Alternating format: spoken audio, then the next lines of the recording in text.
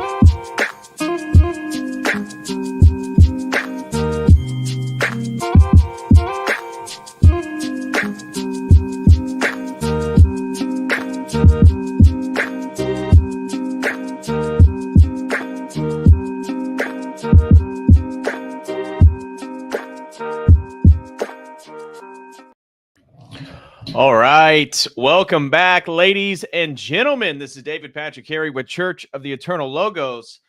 And tonight we're going to be talking about magic, chaos magic, and the comic book author Grant Morrison. But before we even get into that, I obviously have to address the incredibly generous start to today's stream.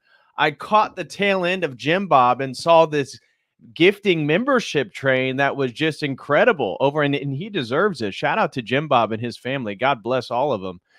And lo and behold, all of a sudden you guys come over here and you bless me with the same membership train. Thank you all so very much. We got so many shout outs to get to.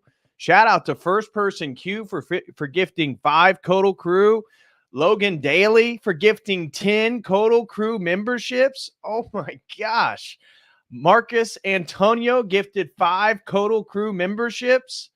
Ethan Moore gifted 5 COTEL Crew memberships. Shout out to Melly, gifted 5 COTEL Crew memberships. Shout out to Logan Daly, who gifted an additional 5 more memberships. Shout out to Justin, who gifted 5 COTEL Crew memberships. And then Logan Daly, on top of that, throws in a $10 super chat that says, the great membership wave of the noob continues, I see. Well, thank you guys so very much. Shout out to Logan Daly and all of Jortlandia who has joined me over here for today's stream. Jeez, I am feeling the love, and I absolutely appreciate it, you guys. Evan throws in $12 and says, God bless the stream. Well, God bless you, Evan. Thank you so much for the support, my brother. And we had another, oh my gosh, AC throws in $20. No comment. Thank you so much, AC. God bless you, brother. Logan Daly gifted a number. That is 20 COTEL Crew memberships Logan Daly has gifted. Good Lord. Thank you so much, brother. Oh my gosh. Melly gifted another 5 COTEL Crew memberships. That's 10 for her. And Beyond Seraphim gifted another 5 COTEL Crew memberships. That's 55 COTEL Crew memberships that were gifted today. We definitely have enough for a new emoji. That is for sure. Jeez. Thank you all so much for the love. Shout out to young old boy throws in another gifted membership. Thank you guys so much. You guys are incredibly generous today, and I really appreciate it. Oh my gosh. Blue Skittle throws in another $5, says Nub Gang. Marcus Antonio throws in another 5 COTEL Crew memberships. Oh my gosh, guys, this is a freaking record over here. I can't believe how generous you guys are today. Thank you so much. Glory to God. Thank you guys very much. This is the best stream I've had in a long time. So God is great. That's right, Denise Marks. God is great.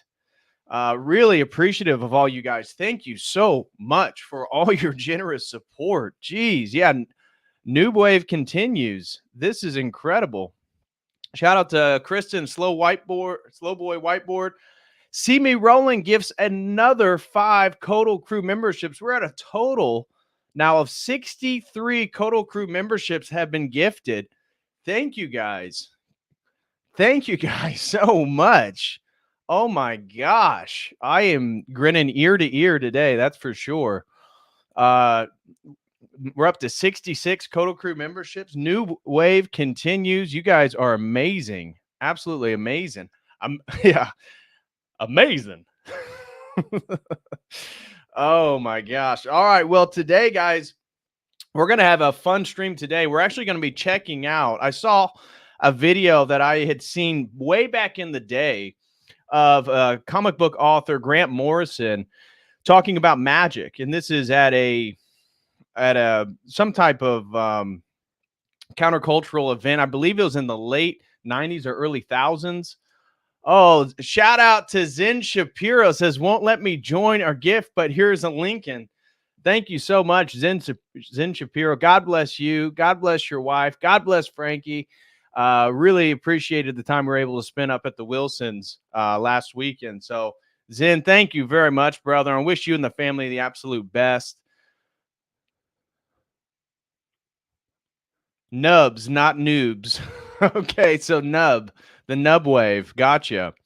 A young old boy correct me. It is the nub wave.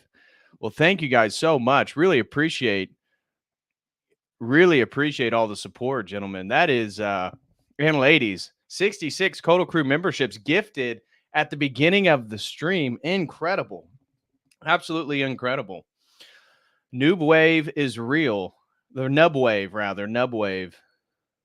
Really appreciate you guys. Somebody's gonna have to fill me in. What exactly is the nub wave? Where's the nub come from? What is this, an inside joke or something? Somebody fill me in. What is exactly the nub wave? First person Q. Is this come from a Jim Bob stream or something? Somebody fill me in. So Logan Daly gifts another 5 COTEL Crew memberships. Absolutely unreal. Absolutely unreal. Wow. The nub wave is legit. I've never seen anything like this. Thank you guys so much. So I don't have too much of an intro. Oh, here we go. Young old boy says our shared ancestor is the nub. I see. The nub is an emergent property of. Okay, sounds like Jim Bob was getting into some stuff, and you guys are really having fun with the joke here. Yeah, Moon says whatever the nub wave is, I like it. I like it too. I like it too. Let's keep that. Let's keep that going. All right. It's a reference to Jay Dyer's 1/8 of a dick. All right. All right. So today, guys, we're going to be watching. Oh my gosh. Shout out to Gorilla Biscuits, gifted another COTEL Crew membership. That puts us up to 71 memberships gifted, 72 memberships gifted now. Unreal. Unreal. Shout out to all the nubbers out there. So let me try to get into our topic at least. We can continue this once because we got a long video. We're actually going to be watching this lecture he gives. It's about 45 minutes. And basically, this is Grant Morrison, who's now gender fluid. So he's an open cross-dresser. He's written this recent book that all the liberal media like the NPR and the LA Times has celebrated because Grant Morrison wrote a book that's not a comic book, but it's a novel about basically like sorcery, drag queens, and Glasgow, Scotland. It's what's called Ludo. We're going to look at it in just a second. Oh my gosh, Blue Skittle just gifted another 5 COTEL Crew memberships. This is unreal. This is unreal. Thank you guys so very much for all the support. We're up to 77 COTEL Crew memberships. Unbelievable. Onesie says Glasgow. Yeah, Glasgow for sure. So Glasgow, Scotland is where our antagonist today, Grant Morrison, is from. And he's a famous comic book author. I'm sure some of you guys are probably familiar. And he talks openly about the use of sigil magic and imbuing magic into his comics. And we've done streams before talking about Alan Moore, another prominent UK comic book artist. And we've showed videos before about him talking about his theory of magic. And then again, describing magic as a linguistic process that is essentially creating landscapes in people's minds. And he believes that his comics are also imbued with sort of magical spells, the use of words, the manipulation of language to create these magical landscapes for people to exist in. And so the point to begin with, because this is the point that Grant Morrison is going to make throughout the lecture we watched today, is that magic is real. And magic is real. Magic is very real. And we as Christians absolutely believe in the real existence of magic. And I would argue that you really can't see what's happening around the world right now if you don't see that there's a spiritual element behind everything going on, and that these really are magic spells. The father of lies using the media, social media, propaganda to put spells over our noetic faculties, and that we become foot soldiers for them. And so I just wanted to highlight, we've done streams previously discussing demonic magic, ritualistic conjuration magic, and we discussed books like the Ars Goetia. Let me pull some of that stuff up real quick.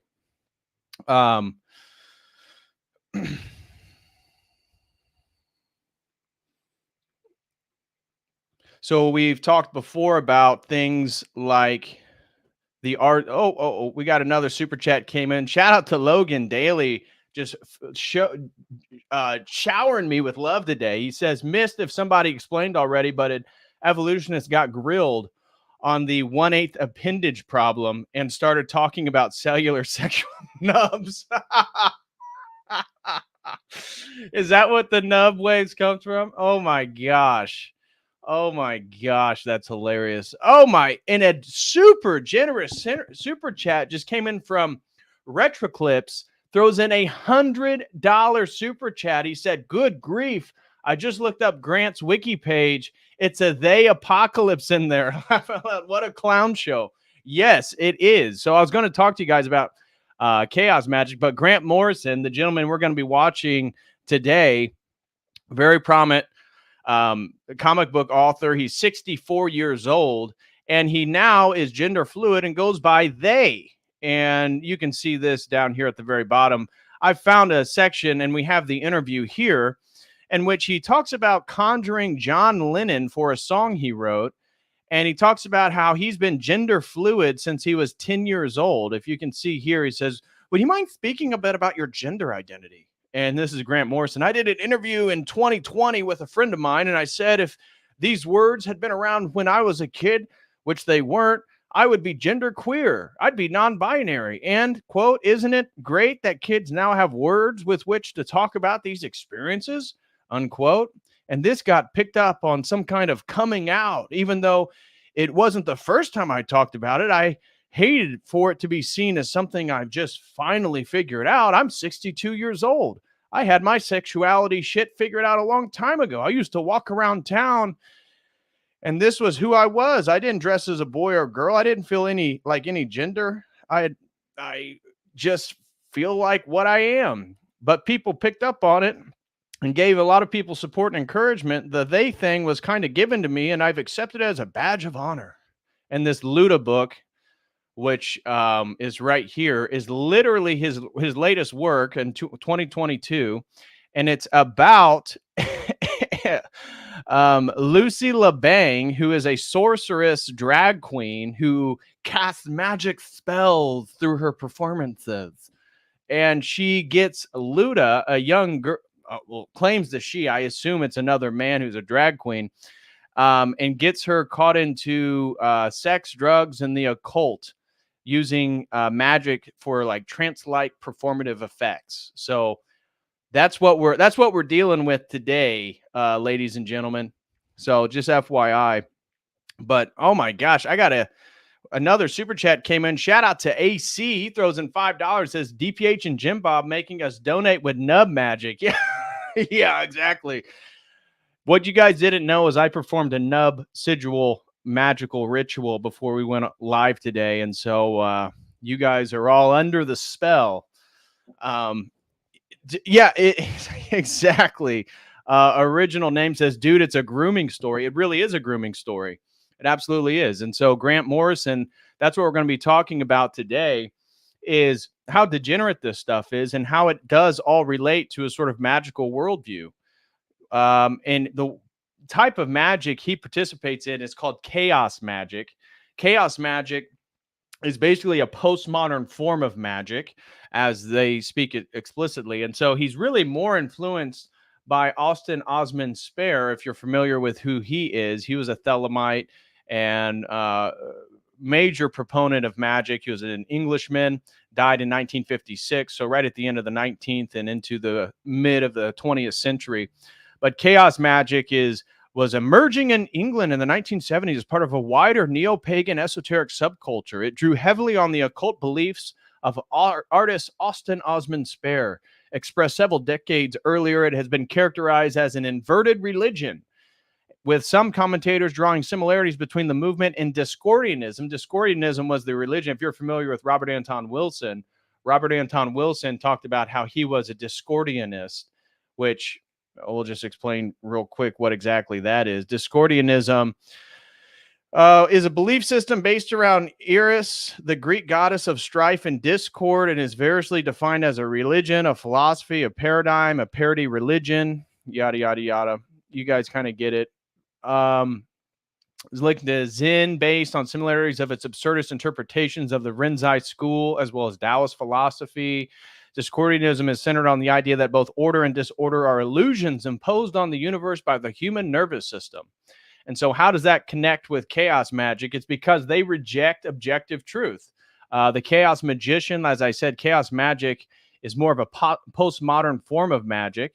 The founding figures of chaos magic believe that other occult traditions had become too religious in character. They attempted to strip away the symbolic, ritualistic, theological, otherwise ornamental aspects of these occult traditions to leave behind a set of basic techniques that they believe to be the basis of magic. Chaos magic teaches that the essence of magic is that perceptions are conditioned by beliefs. And this is essential to understanding Grant Morrison's use of magic within his own comics, and also Alan Moore. Magic, from this perspective, is not so much a single ritual, but about using ritualistic techniques to create art and mediums that then influence the mental landscape of other people. So you can't understand it without understanding that. So just wanted to throw that in there. Continuing on here, chaos magicians subsequently treat belief as a tool. So this is huge for them. We'll talk about in just a second, often creating their own idiosyncratic magical systems and frequently borrowing from other magical traditions, religious movements, popular culture. Hugh Urban has described chaos magic as a union of traditional occult techniques and applied postmodernism, particularly a postmodernist skepticism concerning the existence of no ability of objective truth. Namely, according to him, chaos magic rejects the existence of absolute truth and views all occult systems as arbitrary symbol systems that are only effective because of the belief of the practitioner. And so we're going to be listening to this speech right here, which is a very prominent speech, especially by occultists, on Grant Morrison, talking about chaos magic, talking about how it's in his art, talking about how powerful and real it is. And that's the basis of today's stream, is that when we're talking about magic, we're not talking about some fantasy. We're talking about a reality. If we Christians are Christians, we know that magic is real, and Scripture itself has multiple passages saying that it's real and something that we should not be a part of. In Acts, of course, they all burned their books. Many of those who practiced magic brought their books together and began burning them in the sight of everyone. And they counted up the price and found it 50,000 pieces of silver.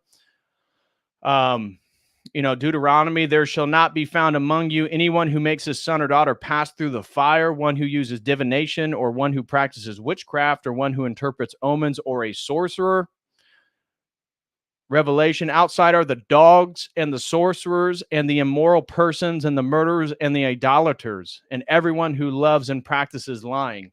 And we're going to see today with these forms of chaos magic and magic in general, it's all about the establishment of your will onto reality to attain something. And that's exactly what he's going to be talking about. And to do so, they transgress all these boundaries. The same thing that I talk about when we speak on psychedelics, the dissolution of boundaries, the feminization of men. Magic and these spiritual worldviews are totally in sync with this general idea. And so Exodus, the magician tried their secrets. Anyways, it goes on, talking about how God takes umbrage at anybody who uses magic.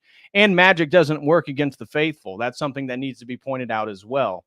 So we don't need to go too much deeper into that, but I did want to highlight, getting into who Grant Morrison is. Obviously, we live in a time in which magic infuses everything. You can't understand the propaganda. You can't understand why people wore the masks, because the masks and the jibby jabs were a form of initiation into a cult-like identity. I did a whole stream on the utilization of masks for initiation rites in various shamanic traditions. And the mask is always something that is associated with moving from your one identity into a new identity. Now, obviously, looking at 2020, we can see that this identity is somebody who accepts the normal narrative, who moves forward into the planned agenda. So we can see, anyways, here with Grant Morrison, he talks about literally conjuring John Lennon for a song. So this song that he wrote, I'm not going to have you listen to it. It's right here if you want. It kind of does sound like John Lennon.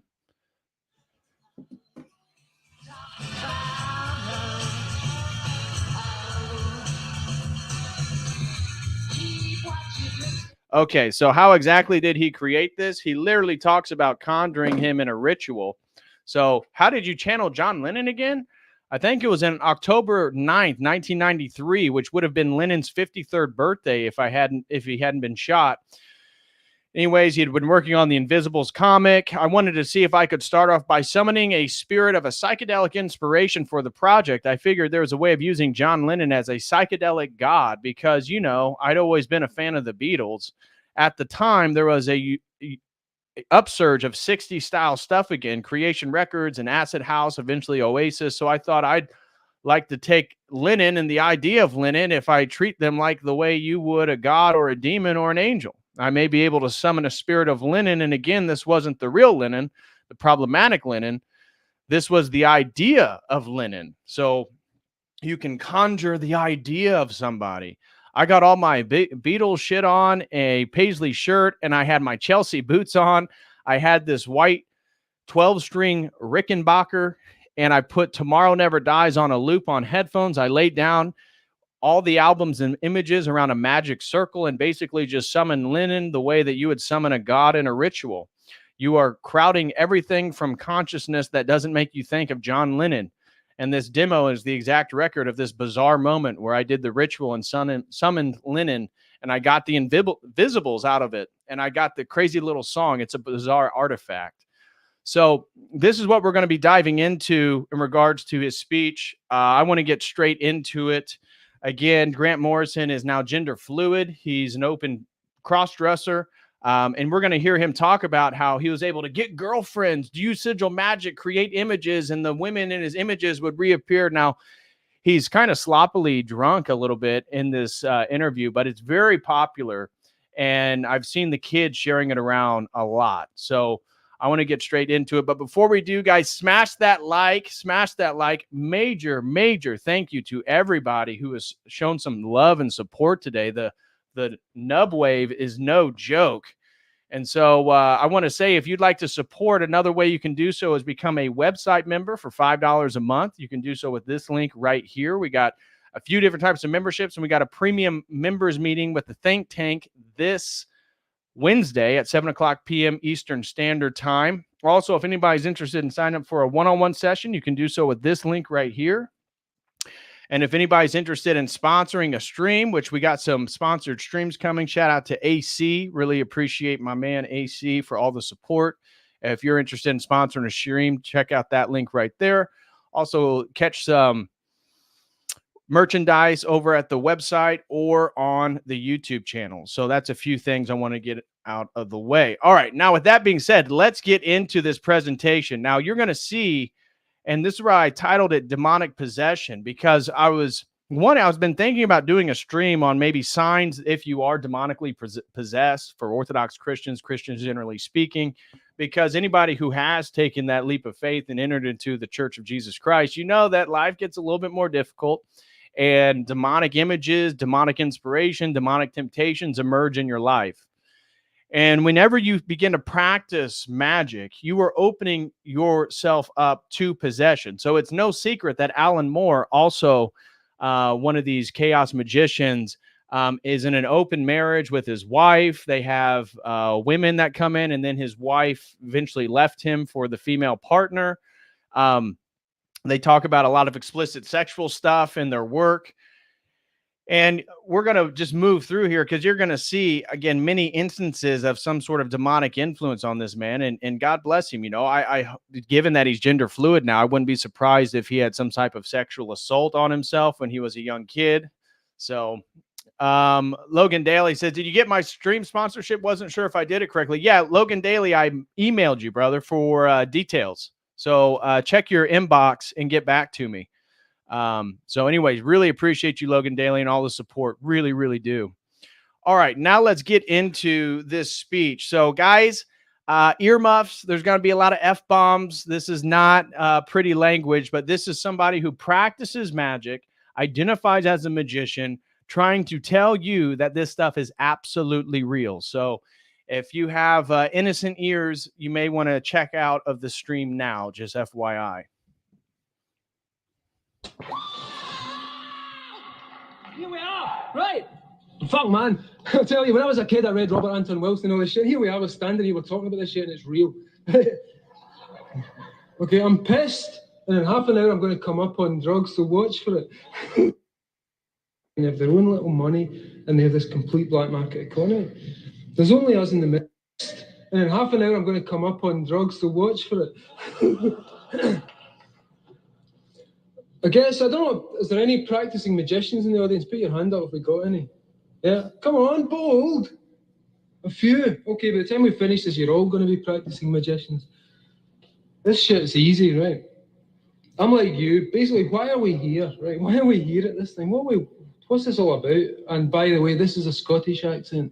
So, reset the filters and pretend it's Sean Connery talking to you, okay? 007.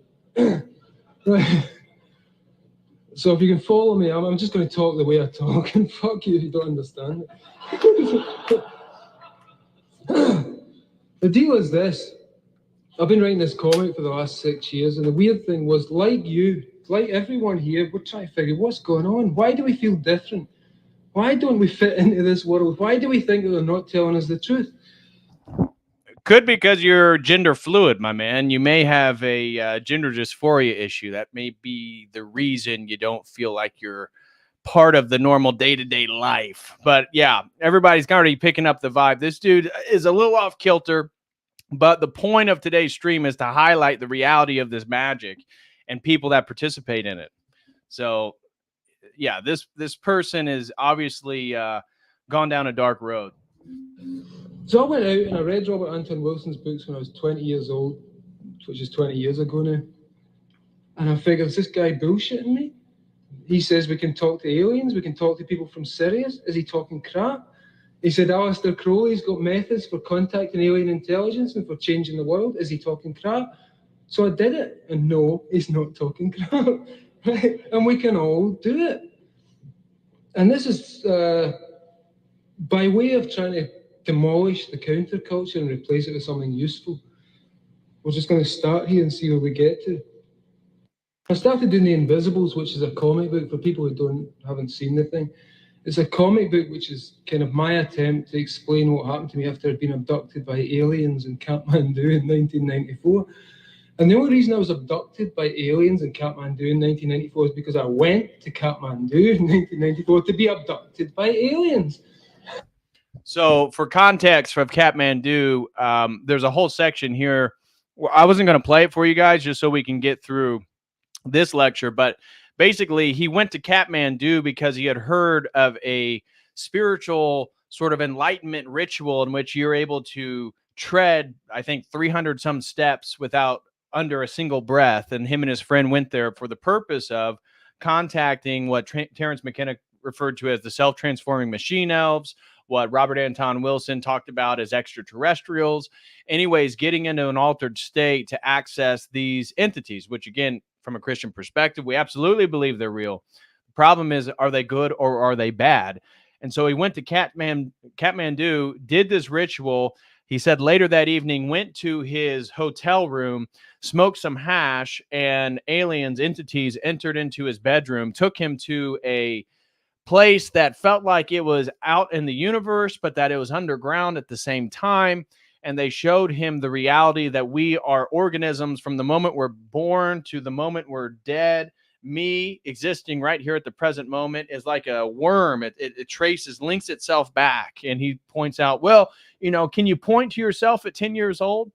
No, because it was in the past. And his point is you are this entire thing. And it leads into his sort of spirituality where you have to have different ideas, live different ways, become different people through your life so you can attain enlightenment. Because again, as one of these chaos magicians, postmodernists, they don't believe in an objective truth, an absolute truth. And therefore you sort of express yourself through various sexual ways, various ways of dressing. And so my point is connecting what he's referring to there. That is what he's describing in his Kathmandu experience. And it works, right? And these fuckers, they will turn up. And what they told me was this, and they tell everyone the same bullshit, but it's in different perspectives. It's from different nervous systems. It seems to be filtered through everyone's own view of the world, but they keep telling us the same shit. So I met these guys. I'm sitting in the roof garden of the Vajra Hotel in Kathmandu, and I was doing tons of dope. But in my defense, I do like a quarter of dope a day, and I've been doing it since 1990. So I know this shit, and as you all know it, quarter of dope a day. So living a pretty sober lifestyle, that's for sure. So again, drugs, promiscuity, sexual dysphoria, believes that he's a woman at times. All it's kind of fitting a pattern here. Do you see it? Well, everyone out there who's ahead and who knows what I'm talking about, you don't hallucinate, right? If you go to the garage, it's the fucking garage. If you go to the 7-Eleven, it's the fucking 7-Eleven. You might be stoned. You might be picking up lots of interesting little bits and pieces that you don't normally get when you're straight. But you know what's real and you know what's not real. So, as I say, in my defense, man, I was loaded. But this was the end of a week in which I've been loaded every single day, and I'm sitting up there in the roof garden, and suddenly these fuckers arrive. And they arrive en masse, and they look exactly like Terence McKenna described. Why is that? Because I just read Terence McKenna a year before. What they told me was they took me out of my body. I wasn't in my body anymore. This doesn't normally happen with hash. This happens on DMT, or it happens on ketamine or something, right? I'm on hash, a tiny little bit, size of a lentil, and I start tripping, and I'm out of my body. And these fuckers are there. Yeah, all the members, new members. Can we get some McKenna's in the chat, please? McKenna's in the chat. They said, "Where do you want to go?" The first thing I said was Alpha Centauri, which is the first thing you would say, of course.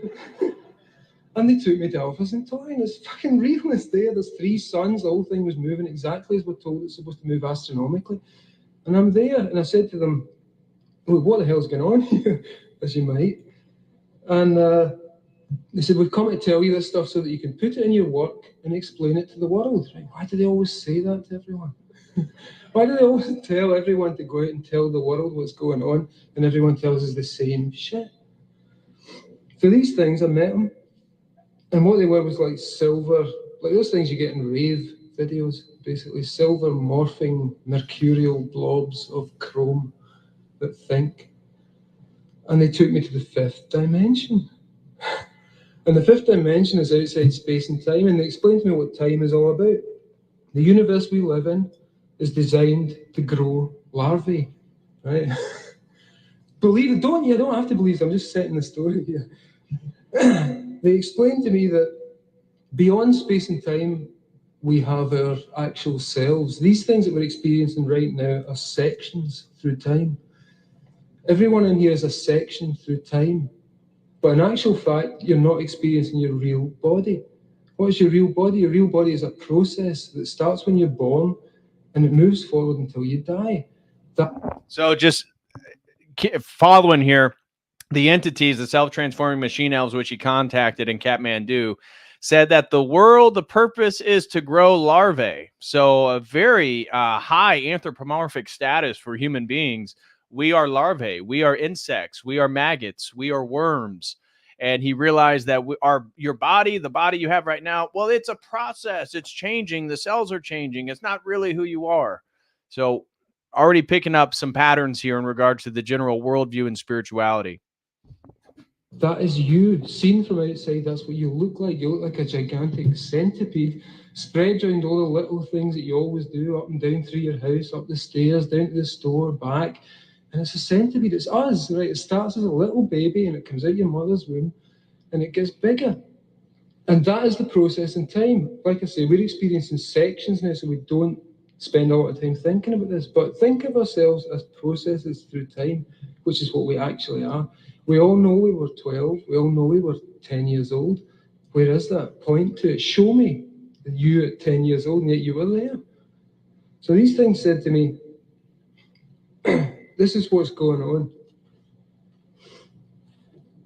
We use time to grow larvae, because outside space and time you can't grow anything because it's timeless. Nothing grows. What you want to do, if you want to make one of these higher dimensional beings who's actually us already, is you grow it in time. So you make a universe. And how you make a universe is you plug a little part of yourself into the information world that they live in, which is what I seem to be experiencing, is a sea of pure information.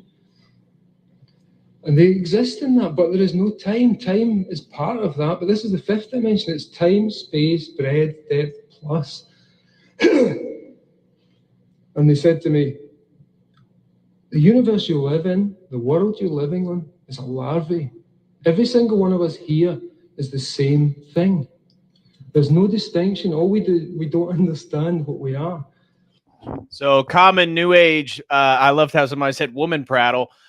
You aren't who you really think you are. Your ego, your identity, this is an illusion. You must transcend it through what? Probably gay sex, dressing as a woman, ritualistic magic, attaining your desires, worldly power and money. And this is what eventually he's going to say why we should all use magic, because it's a relativistic basis on morality and truth.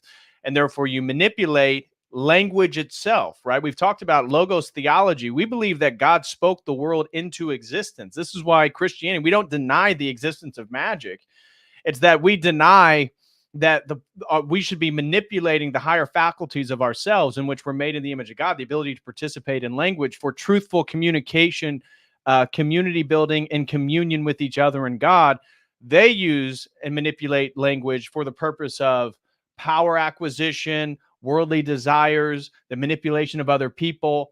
And he's going to talk very openly about why this is real. And it is real. The problem is magic is real, but what do you exchange in return? You give a piece of your own self. You give a piece of your soul. And that's exactly what we see. Grant Morrison, now, as I said, homosexual, cross-dresser, all this different stuff, claims to have a wife. Why would anybody get married and live a lifestyle like this? It's totally ridiculous. Yeah, as the St. Maximus says, the chaos magic is very much a postmodern phenomenon. It is. It's a postmodern way of life where there is no absolute anything, yet you get to participate in contemporary culture and the spiritual ideas like magic and aliens and all this different stuff, which we know basically are demons. Shout out to Evan. He threw in $12 more and said, we're all larvae. Yeah, according to Grant Morrison. So here we go. And they explained to me, if you got a two-dimensional field, say, flat plane, you stick your hand through it, there's one hand there, but if you stick your hand through a two-dimensional plane and there's two-dimensional entities who live on there, they will see 4 circles, right? 4 distinct, completely different circles. But no, it's the one hand. Every one of us in here is the same fucker. We're all the same thing, according to these weirdos. Again, no, yeah, we have the same nature. We're not the same people. Just again, the philosophical sophistication here is lacking. And what we are is intersected. Thank you. I'm glad someone agreed. What we are is intersections through 4D space-time. So, yeah, I look like this. I stop here. No, I don't stop here. I've been here for, 5 minutes now. Where was that guy? He was here 5 minutes ago. Right, where is he? Point to him. But he existed. You all saw him. I saw you 5 minutes ago. Where is that guy? So this led me in, obviously, up some very strange alleyways. And these things explain to me that, as I say, the universe is some kind of larval entity. What it does is it proceeds through stages of development. Now, if you think about a fetus in the womb, and there's a famous phrase that says, what is it, phylogeny recapitulates, evolution, or whatever the fuck it is. Forget the good bits. But there's the idea that if you've got a fetus, it starts off, it goes through every single thing. It starts as a unicellular entity, it splits, it becomes a lizard, it becomes a mammal, eventually it becomes a human. And they said to me, the culture you're living in is, understand it this way, phylogeny recapitulates history. So what we're actually watching is this thing coming towards self-awareness and coherence in the same way that a fetus does. We haven't even been born yet. There is no adult on this planet. There's not one adult on this planet, which explains a lot. And it explains why we let fuckers like Bill Clinton bomb the Kosovans. It explains. So you're an emergent phenomenon. This is a similar spiritual worldview as we would see with the transhumanists, right? That we have a destiny that's yet to be fulfilled. Same thing with the New Age, same thing with the Chaos Magicians, same thing with the Discordians, is that you aren't who you really think you are. You aren't who the species, the evolutionary process of our species is leading us all towards. That's why I let Tony Blair put cameras in the streets.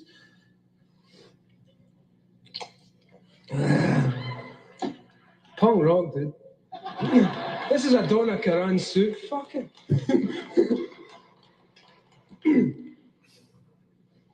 So leading on from these ridiculous, where do you go from that? So I was told this stuff and I come out, and I'm just this little kid from Govan in Glasgow, which is a real dodgy area. And I didn't go to university, I left school at 18, but suddenly I found out that if you do these things that you're told by Alistair Crowley, by Wilson, by all these people we read and all these people we've been consuming, but we don't do it, if you actually do what they say, things happen. Things occur exactly as it's described. and we can all do it. So I decided to put this to use in the comic book that I was doing, this thing called The Invisibles. And the idea was to kind of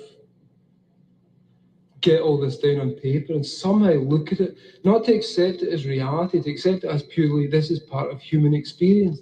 It's a part of human experience that has been described to us for thousands and thousands of years, but for the last 200 has been hidden and made occult for some reason that I don't understand, but it seems to have to do with the Industrial Revolution and corporate culture. How dumb is that idea? The reason why the occult is hidden is because of corporate culture. What an absolute moron. No, occultism is hidden by the basis of its spiritual belief that it's secret knowledge. It's not supposed to be public. And of course, there's a spiritual transition here in which you're slowly being possessed by the entity you're conjuring and utilizing for whatever endeavor you're using them for. So these things happen. Magic works. And when I started doing the comic, I found that you could actually make magic happen by writing things and changing the operating system of the universe. It works. And I'm here to tell you to try it when you go home tonight, because it fucking works. And what happens if we all do it? Everyone in this room decides to take control of reality. I'm talking about reality. I'm talking about quantum physics. I'm talking about taking control of things from the quantum level up, from the molecular level up, and it works. This magic works. So I'll tell you something you can do while I'm here. One of the best techniques and one of the easiest techniques to prove that this thing works is to practice sigil magic. Technique is simple. Have a desire tonight. Go home and do this. Don't listen to this shit. Don't listen to my bullshit and go home and think, yeah, we are the fucking counterculture. Do it. Do it, and we will change the world. Right? Don't do it. As we already said, magic is a sin, and sigil magic, which he's going to talk about, is very real. The reason why I wanted to show this and him talking about how he utilizes sigil magic in his own comics is that if we're not aware that magic is very real and around us all the time, we're not going to be aware of the fact that all media we consume is creating mental landscapes. We saw this in 2020. The people who bought the lies, the people who listened to the narrative, they're buying into a magic spell, a way of thinking about the world and causation and how they should act. And this is part of the grand sorcerer and the magician. They are controlling the chessboard of humanity, not so much by deliberate physical force, but by manipulating the symbols and language that we utilize, so that the next logical conclusion is for you to think that you should off yourself because of climate change, or that you're a girl and you need to castrate yourself. This is part of the magic spell. And so what he's getting ready to lay out, do not do this. This is detrimental to your soul. I had an experience before I became Christian, did sigil magic, and it is real. There's a way in which you can manipulate the world through the manipulation of language and desires, but it is negative for you and your spiritual growth. Do not do any of this stuff. I just want to show you that it is real. And the people that are writing comic books and music and art, they are infusing their art with magic. And unless you're aware of it, you're not going to be able to defend yourself against it. Because I did it. I didn't trust those guys. I didn't trust Wilson. I didn't trust those people who told me we could do this stuff. And I'm here to tell you it works. And you can do it. We can all do it.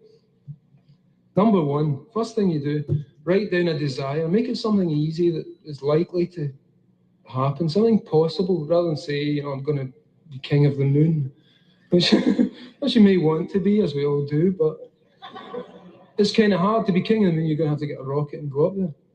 So pick something easy. If you want to sigilize for a lottery win, make sure you buy a ticket, or else it won't work. So these are the conditions within the material universe that we live in. One of the things we're actually dealing with is some kind of operating system that can be hacked using words. And words seem to be the binding agent for this thing, whatever it is. So I wrote this comic book, and as I wrote it, it became true. Things I would make the characters do became true. The main character was, I gave him a bald head and a leather jacket because I thought people would like me when they read the comic. And bald heads were really uncool back in 1992. And it worked. I found that if I put the character through a situation where he was being tortured, where his lungs had burst and he was being held in captivity and subjected to all these awful things, 3 months later I'm in hospital, 2 burst lungs, dying of blood poisoning and facing exactly the same shamanic trial that I put my character through. So once I figured out that, I thought, well, the best thing to do is give this guy an easy time in the future. So as a result of this, I just split up with my girlfriend, and I said, okay, I want a new one. I want it to look exactly like this chick in the comic. She's cool. You know? So I did a sigil. A month later, the girl turns up. Then another one, then another one, then another one, then another one. All aspects of this character, and I realized, oh, fuck, this is insane. Because it works, and I've done something ridiculous, because now I'm dealing with all these women who look like the character, but I don't get on with, or I can't talk to, or I can't deal with. And I began to realize a little bit about how this stuff works. So beyond that, I decided I won't just use it to get laid, because it seems pretty pretty low grade kind of way of dealing with magic. but man, it works. And I thought, how much could you affect reality by writing a comic that mimicked reality but pushed it in weird directions?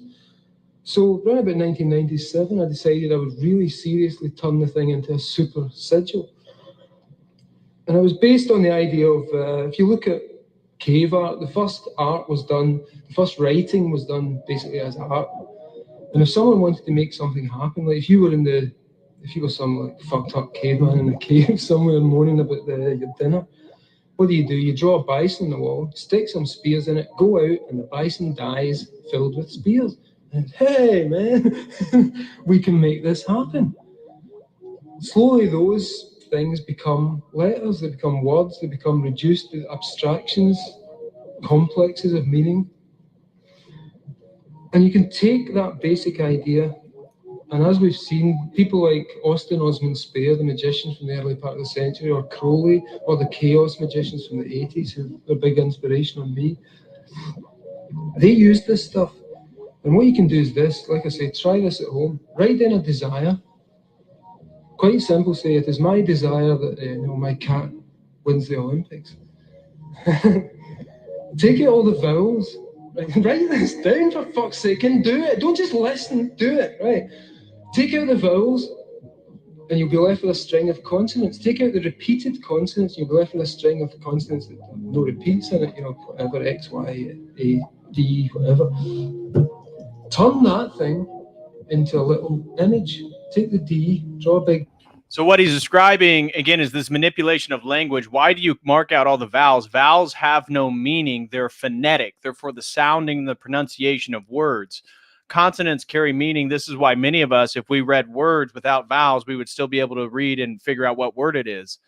But what he's doing then is a basic process of thelema, and real all magic is the manifestation of one's desire. So you write down a desire, taking it from a sort of ethereal mental realm, the noetic realm, putting it two-dimensionally on a piece of paper, and then you charge it.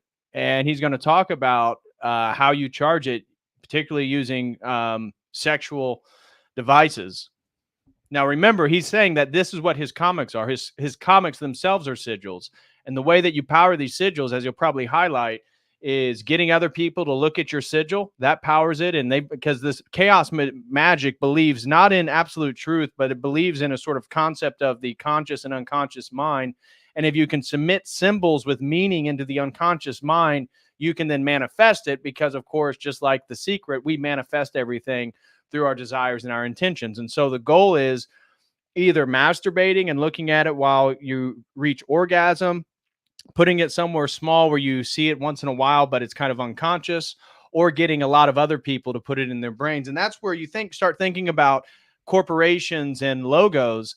And there's been a lot of work more in the conspiratorial world, but looking at how corporate logos break down into sigils, and we then ourselves are being influenced from a magical perspective just by looking at it and putting it inside our own minds. Big D, then you've got a T, draw a T under it, and keep reducing it down until it looks magical. And there are no rules for this thing. Do it until it looks magical. At that point, you have a sigil. The sigil will work. You can project desire into reality and change reality. It works.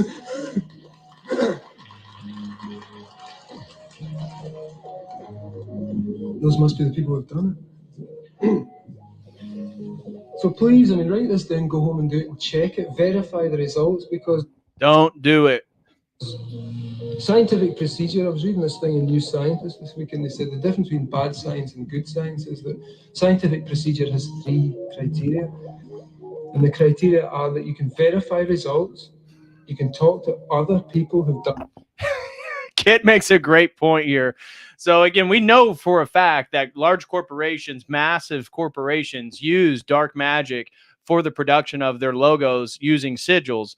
And so earlier, he was talking about how it was the industrial era and corporations that have suppressed the occult.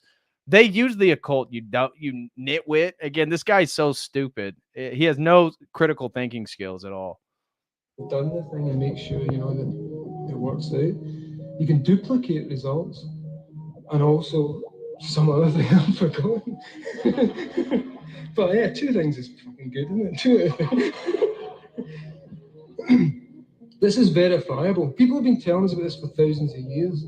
You know, the Tibetans have been telling us about this. The Mesopotamians have been telling us about this.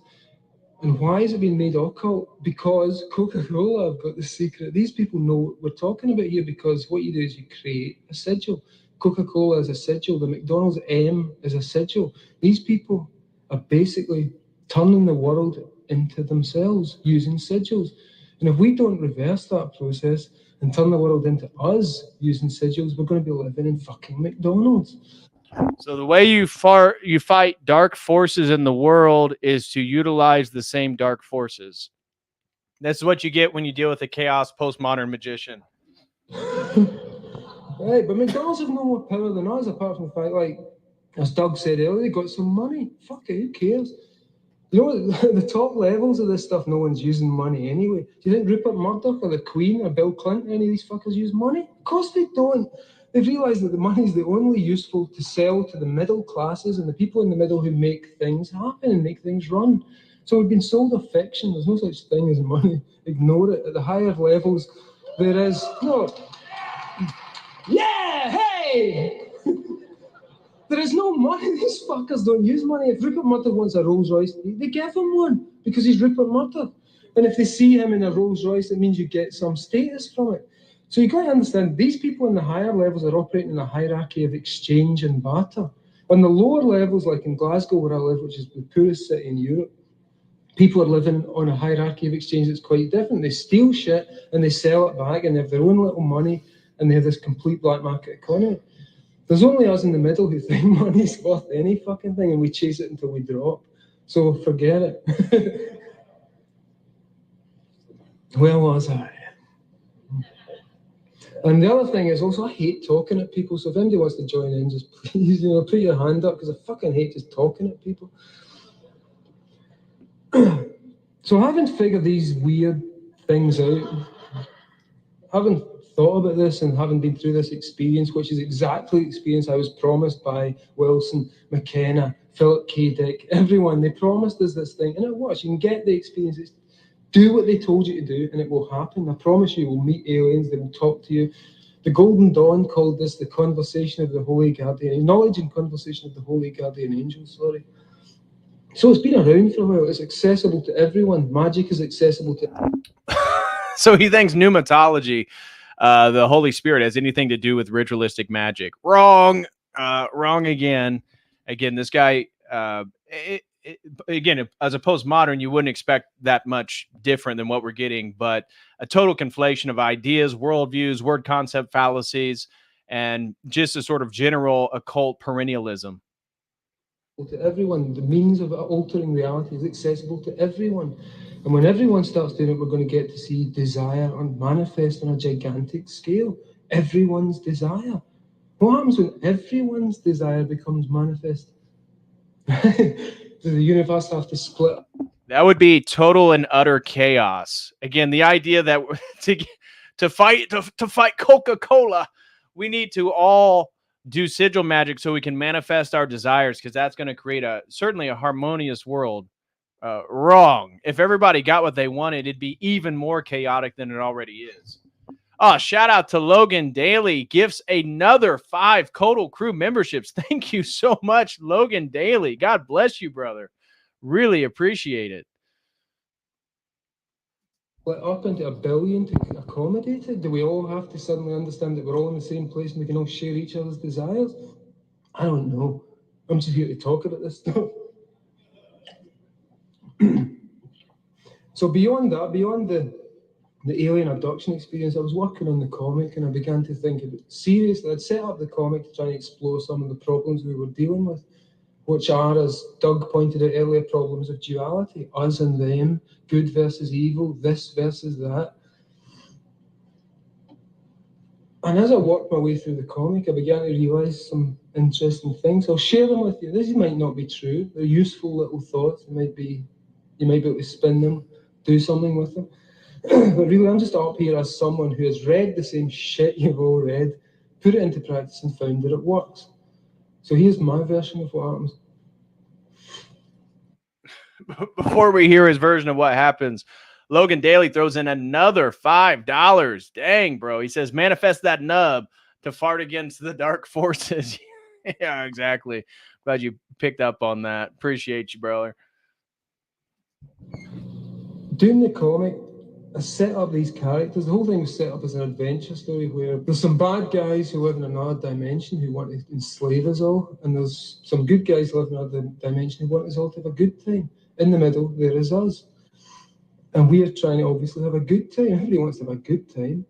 You know, Hitler wanted to have a good time. And we all want to have a good time. So we've got to understand that as a starter. The more I set up these dualities, the more I set these people against the opposition, the more it began to seem like a complete crock. And we've been sold this nonsense of opposition. And I began to find the closer I got to the... Yet he just described an opposition in regards to concealing the occult by the industrial era and corporations because they're hiding the magic. Really sharp thinker here. So his whole point is to move into that there really is no good or evil. It's all just perception.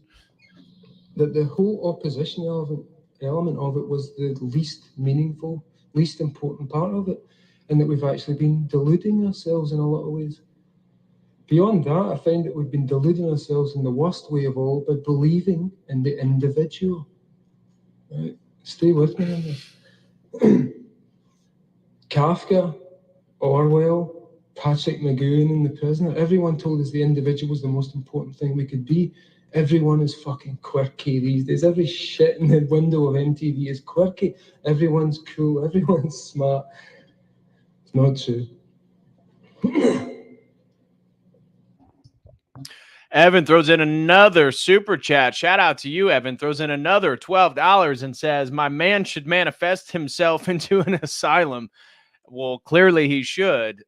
He clearly is ailed with gender dysphoria and a few other things. But again, he's been even more radical in the more recent years. So the demonic possession, opening yourself up to this, the chaos it induces in one's life, he's sort of all an example of that. But thank you very much, Evan, for the $12. Really appreciate you, brother. What if the individual was the fake? What if the individual's the crock and we've actually been sold that by them, by the man, the establishment, whatever you want? Because what occurred to me is that when you talk about the individual and you deal with the individual, you find that the end of the individual is neurosis.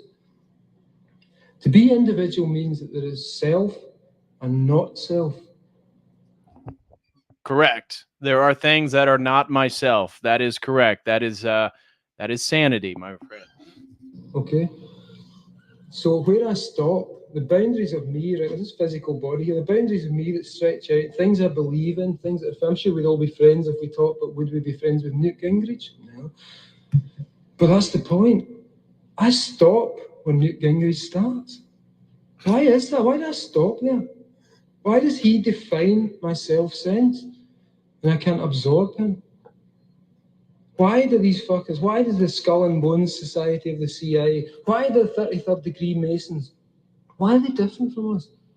They're not. They want to explain things. They want an answer. They found an answer that seems to suit them, which seems kind of uncool and cruel to me because it involves exploiting other people. But They're looking for an answer. We're all looking for the same thing. Why are we here? Why are we? What are you doing here today? What do you expect? What do you expect to take home with you? Can anyone answer? There's one person tell me what you expect to take home from you from this. Come on, put your hand up. Yeah? Exactly. Right, because that is all we have. And this is all I can offer you is experience of having done this shit, tested it, put it in the crucible to see what happens, and it works.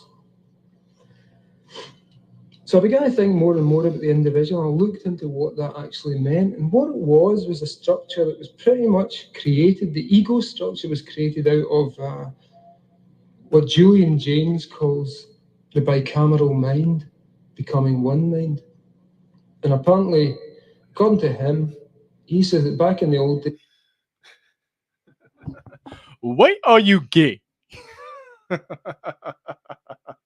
days of the Greeks and the earliest writing in the world, people didn't have self-consciousness in the same way that we have. They didn't have egos. Blue Skittle throws in $5, says, this dude sounds like my aunt after a few too many wines. Yeah, I totally agree. Thank you, Blue Skittle, for the support, my brother. Really appreciate you.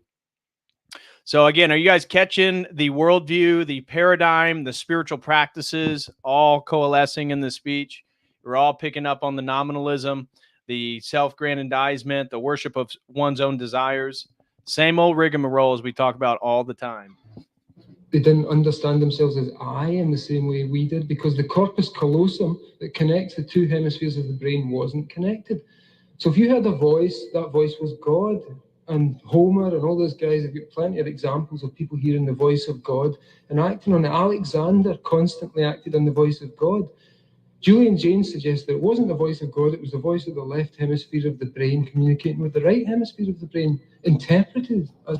But he's a postmodernist, so he can't actually believe in universal claims. So again, a contradiction here. And also, in addition, another fundamental contradiction is he even claimed earlier that he's a big evolutionary guy. Well, if evolution produced the bicameral mind and the corpus callosum fusing the two hemispheres, well, that should be a novelty. That should be something good. That's evolutionary progress. But oh no, we got to go back to the way when we realized that there was no self, guys. Your self is an illusion, remember? As a God. So, okay, now we've got the two things joined together. We've got this beautiful bridge in the middle that links the two. But we still have the ego structure, which was then created when those things linked, because suddenly we linked, oh fuck, I am that I am. This is my God is this, I am separate, I am one. We made this idea that we're somehow separated from nature. No, bullshit. Again, I read New Scientist last month, right? New Scientist last month, they're talking about nature. We must control nature. We must do this. How do we deal with our relationship to nature? We are fucking nature. There's nothing on this planet that is not nature. Power stations are nature. Atom bombs are nature, because nature made us to make those things. Either you trust nature or you don't trust nature, and I trust nature. Okay. See, this is such a ridiculous claim. You also hear this with the transhumanists that, well, there's nothing wrong with, transhumanism and becoming a cyborg because it's all natural processes. Don't you see that, we used hammers and tools, and that's what, the advanced AI and the neural link that we're going to put in your brain, that's what that is. It's all natural, guys. It's all natural. No, nature as a concept is not the same thing as human innovation and will. Because will, again, from an Orthodox perspective, is where we're going to get the concept of evil. It's a willful turning away from the good, which is God. And that's exactly what this entire worldview is. So it has nothing to do with nature. It has to do with human intention. And advanced technology is not, quote unquote, totally natural. Yeah, it's naturalistic fallacy. Exactly. So we have to assume, what is nature getting at here? If we ignore this crap that we're somehow isolated from nature, that we somehow have to tame nature, of course, nature knows exactly what it's doing. The planet is not in danger. We are. The planet will survive. The planet's been through like ammonia atmospheres and impossible to live on and everything dead, and it gets its way back out of it. We're in danger. or so we think, because our hubris tells us that we are in danger. Our hubris tells us that we're about to destroy the world, we're going to wreck the planet, we'll fuck the atmosphere. No, we'll fuck our atmosphere. You know, some trilobites will come up and they'll be able to live in anything we create. So that is not the problem.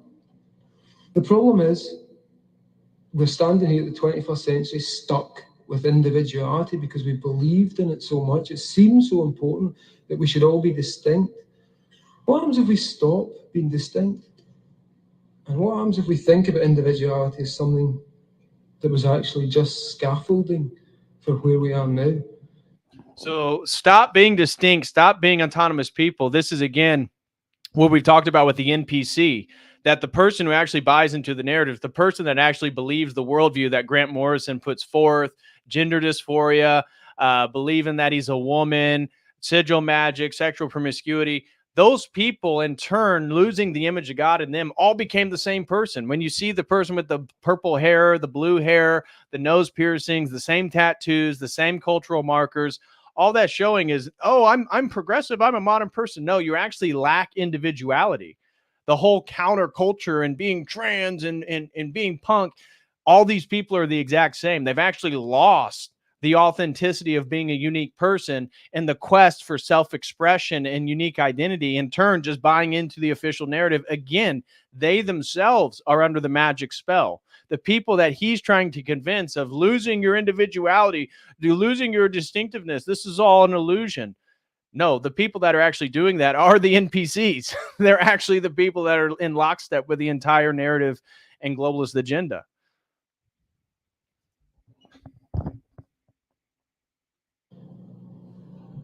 So if you create a skyscraper, you put up your scaffolding, you build the building, and what's happened here is that we've overlooked the building and focused on the scaffolding. You know, why aren't we taking the scaffolding down? Let's do it today. Take the scaffolding down. Because the individual is a way to get us to this point. And what I really think, and basically why I'm here, is to try and punt this notion. After doing this comic book for 6 years, after thinking about this stuff for 6 years, after proving that it works for 6 years, I'm left with this notion. We've been fooled, and we've fooled ourselves, and we continue to fool ourselves. And like Doug said, there is no us and no them, there's just us. And somehow we're trying to make this thing work, and it does work. Say, for instance, most of us here probably are pretty counterculture ties. We've had some, you know, we like our drugs, we like this and that, we like breaking a few rules. But we don't like the police in general. You know, who here loves the police? Hands up. Nice one. Because I'm going to teach you to love the police. Why do we hate the police? If we want to change things, why not everyone in here, let's go down to the local precinct and join up. Are we going to do it? Who's going to do it with me? Because I'm not going to do it. Right? And why? Why are we not doing that? Right, so we're hating these guys who've taken on this thing. We've chosen the biggest lunkheads in society to protect ourselves from the fuckers in Rikers Island. Because we are scared of them. You know, we are scared of them. We are middle class, libertarian liberals who are shit scared of being raped in prison. So we create the police, and we get the lunkheads who will obey what we tell them to do. They'll actually obey us. Those fuckers will do what we tell them. And we say to them, protect us from those real fuckers, those bikers, and those black guys, and all those awful guys who are going to come and fuck us up and kill us and steal all our stuff. We put the police there. We put them there. And we don't want to go there because we're smart people, we're cool people. We don't want to go and hit anyone. We don't want to go and enforce the law because we don't really believe in it. But we know some poor bastard has to enforce it. Why do we hate those guys? Because we put them there.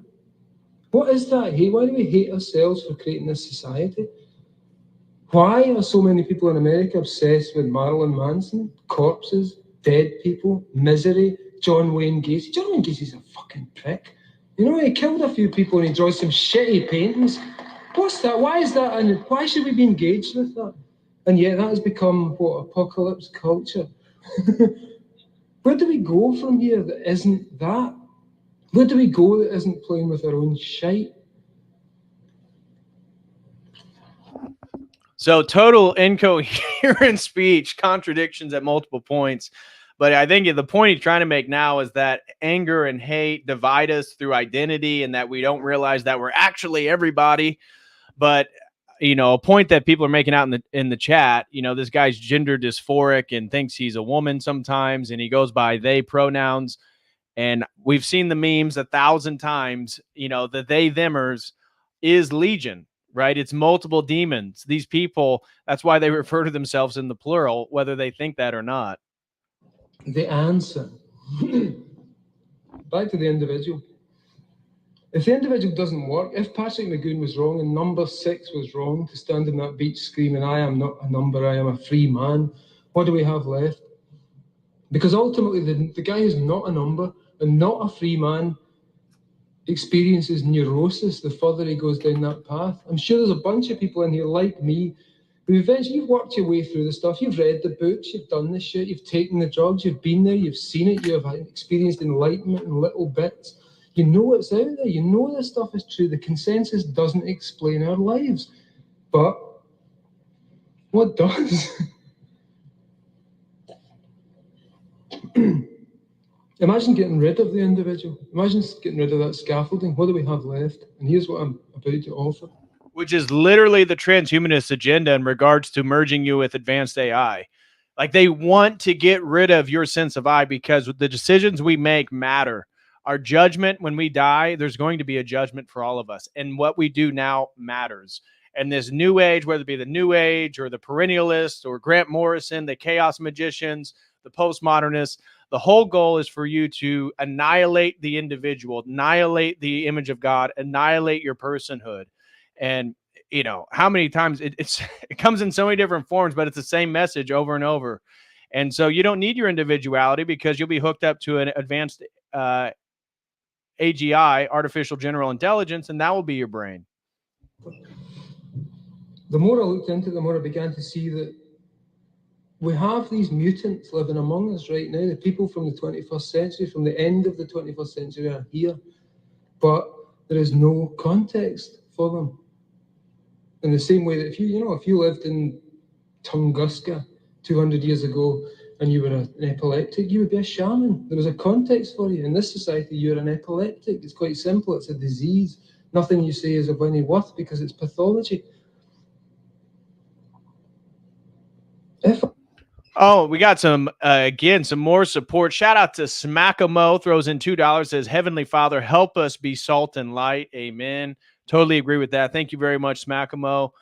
And Logan Daly throws in another 5 COTEL Crew memberships. Thank you so much, Logan Daly. We're up to 88 COTEL Crew memberships for the stream. Let's see if we can get up to 100. We need 12 more memberships. But thank you so much, Logan Daly, for all the support today. God bless you, brother. If, on the other hand, you look at these people who are out there, who are the mutants, and what do they call it? Multiple personality disorder. This is what lies beyond the personality. This is what lies beyond the I, the bullshit. Because if you take I to the limit, and like I say, I'm sure a lot of us here have done this, it becomes, all that happens is self questions, self, endlessly, repetitively. Am I doing this right? Is this the right way? Should I think about these people like this? Should I approach them this way? Should I involve them this way? Self question, self, endlessly. It reaches a peak, it goes nowhere. On the national scale, that same thing, self questions self, self encounters not self equals borders, war, destruction. That's where it goes. That thing ends. It ends in disaster. It ends in neurosis on the personal level, and it ends in war on the. No, it doesn't end in neurosis and war. That's exactly what the Christian message is in regards to why individuality is important, is that we serve other people. It's through humbleness, it's through servitude, it's through compassion and mercy that we are distinct individuals. Love your neighbor as yourself insinuates that we have personhood. We are different than the person next to us. This whole idea that we need to do away with the illusion and realize we're all the self means that we just worship ourselves and everybody else. No, the way we get through this is through humility and serving other people and building truthful communication, communion with other people, communities, and of course, communion with God, which is what gives us that ability. This dude makes no sense. On the national level. So I began to think, what could we replace that with? And I was looking at these poor MPD fuckers. And I realised they just don't have a context. What would happen if we decided to abandon the personality and replace it with a multiple personality complex? Because as we all know, everyone in here, So do away with your personality and become schizophrenic like me. That's why I'm a they, them. An idiot. Sure, I mean, I feel as if I can say this for certain, knowing human beings as they are. Sometimes you do things that you don't want to do. Sometimes you do things that are contradictory to what you think. Sometimes you fuck yourself up. Why? Because there's not one person in here, there's hundreds. And if you start giving them names and if you start shuffling them about and you start playing with them, you become a bigger human being. Because you've no longer allowed yourself to stop at your boundaries. Imagine the personality as, well, let's choose Windows, even though it's a contentious one. Imagine the personality as Windows. Instead of the personality, there's so many people, I'm sure you've met them, you talk to them and say, no, this is the way I am, I've worked on this is me, and I won't change. And you just have to work with that. This is me, this is important, this is what I've come to, and this is what I've made of myself. Bullshit. They're trapped. They don't go anywhere. They're stuck there. What if those same people were then given personality 2000, which is an upgrade and an add-on? And here's a bit to your personality that likes hip-hop. Here's a bit to your personality that likes ballet. And because we've all got them, and because we've got the fucker, we've got the serial killer inside, we've got the wonderful new age bastard, we've got whatever we like, we've got James Bond in there, we've got Pussy Galore in there, they're all there. So what I'm suggesting is that we start working with it. Abandon the personality, abandon the individual, abandon the I because it's a lie and it has held us down. It's been like a weight around our necks. It was useful for the last 2,000 years of history because it created this out of the chaos that was. And this is more coherent, more useful, more meaningful. It has its problems, everything does, every system has, but we're getting better. And I think so following his argument here, we used to not think in the terms of I because we didn't have a bicameral mind and the corpus callosum wasn't fully evolved yet. The world is a mess and it's a problem, but it's better than the way it used to be when we didn't have a sense of I. But to advance to a higher state, we have to do away with our sense of I, realize that we're all the same entity, and annihilate your personality in favor of multiple personalities. Can you think of any more things that's satanic and demonic? I mean, it's why he's a they, them. This dude is possessed. What we should do is walk away from the crap of the 21st century and start thinking about what we've been experiencing. My feeling about the 21st century is, and about World War II and about Auschwitz and all that stuff, is that we had to go through it. We had to do it. That was humanity's dark night of the soul, and it will never, ever happen again. But it had to happen. Every single nightmare image, every image of hell that we have in our minds happened. Everything you can think of happened. People were flayed, brutalized, gassed, tortured, cut into pieces, turned into pigs. Everything you can imagine happened. The world was a wasteland. There were cities completely annihilated. We went through it. Why did we do that? Stanislav Grof has a conception of the perinatal matrices, which was one of the big influences on the film The Matrix. You might recognize some of it. He says that things that happen to us around birth are really profound, and they have all kinds of weird effects. They affect society, they affect the self, they affect everything, they have reverberations. And he claims that there are several states that he calls basic perinatal matrices. The first state is oceanic bliss, which we're all familiar with, I'm sure. Oceanic fucking bliss, man. And that is the state of the baby in the womb, untouched. Everything is provided for, everything is there, everything you need will turn up out of the blue. Basic perinatal matrix 2 is a different thing. It's when the womb starts to turn a little toxic and begins to suggest that we're about to be expelled. And, you know, we don't remember this stuff. What happened? What was the feeling of that fetus in there who suddenly thinks my entire universe has been overturned, about to be shit out? Doesn't even know where he's going. What the fuck? What the fuck's this? I was happy there. You know, it was cool. I was getting everything I wanted. And so on through to BPM 4, which is this kind of a release from tension, which is the birth process. So I'm beginning to think that what, as a society, and returning to the idea of ontogeny as history, or phylogeny as history, whatever the fuck the word is. You can't even remember the words he was using earlier. But again, we can see this general satanic trend of the annihilation of the individual, transgression of all moral and objective boundaries of truth and morality, and in turn, worship your own desires, utilize ritualistic magic. I mean, what we're watching today, guys, is a lecture that so many young people use to celebrate the use of magic and tell people, oh, don't you use sigil magic? Well, check out Grant Morrison's lecture that he gave at the disinfo.org or something like that. It's the same thing over and over. And we've seen it so many different times. Anyways, we got a couple supporters. Raphael throws in $10 and says, your channel and Dyers changed my life and my understanding of Christianity. Orthodoxy is the way. By the way, can't believe that I liked Morrison's comics years ago. Well, thank you so much, Raphael. Glory to God that you have found the true path. And if I or Dyer, I'm sure Dyer would feel the same way. We're humbled to have helped you in any way. Glory to God for that. And glory to God that you're now in the true church of Christ. But I remember listening to Morrison back when I was in the New Age, spiritual but not religious days. And I used to think that he was a pretty sharp guy. And as I got older and grew up, I realized, wow, this dude, he just prattles. It just vomit comes out of his mouth. Doesn't make any sense at all. Logan Daly throws in another $5. Thank you so much, Logan. God bless you, brother. He says he is right about walking away from nonsense of the age, but the answer is theosis, not neurosis or apotheosis. Oh, great point. That's a fire comment. Absolutely. He's promoting both neurosis by wanting you to annihilate your personality and adopt multiple personalities, which he himself says he has, and he goes by they, them, and cross-dresses as a woman. And of course, then he also believes that you are God, and you should essentially use all magical processes to manifest your desires, because that's how we're going to create a better world in opposition to corporations. What an idiot. What we're looking at now is humanity's process through Grothian matrices. And World War II is actually a Stanislav Grof basic perinatal matrix 3 experience. Every image he talks about, death camps, control, you know, the idea of babies trapped in tubes, you know, you'll recognize all this from the Matrix, as I say.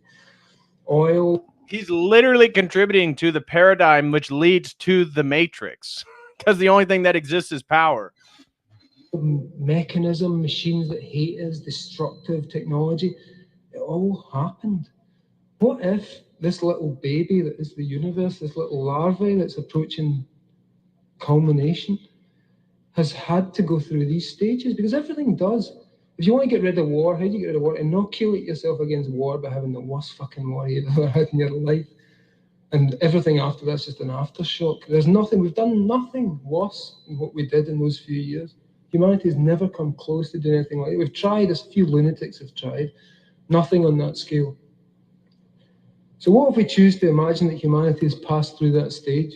We've reached the 21st century and we're now reaching basic perinatal matrix 4, which is victory after war, which is the struggle is over, which is we're all here. What do we do next? There was no apocalypse. There was no Christ. There was no rapture. There is nothing. All this stuff is shit. There is only us, and we've still got another 1,000 years, and maybe another 1,000 beyond that, and maybe another 20,000 beyond that. What are we going to do? Who are we? Are we going to stick to these personalities, these bounded? Mind you, why he's saying all this, he actually doesn't believe in objective truth. So whatever he's saying, he doesn't even believe is a universal truth claim, because his whole postmodern chaos magic worldview doesn't even account for it. So he's literally trying to convince you that nothing matters, that everything's over, all the myths are wrong and fake, and that you then have an obligation to manifest your desires and move into the new stage of humanity. AC throws in $5. He says, have you tried removing your corpus callosum and fucking transcending ye little larvae state with some noob in the boot while you write Skittles comics? I hope I did justice there, AC.